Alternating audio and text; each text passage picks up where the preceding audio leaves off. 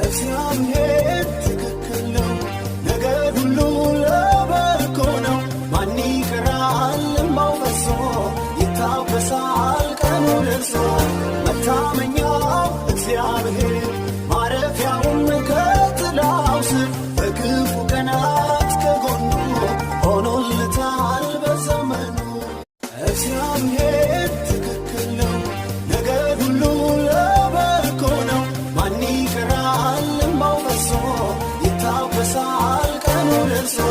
መታመኛው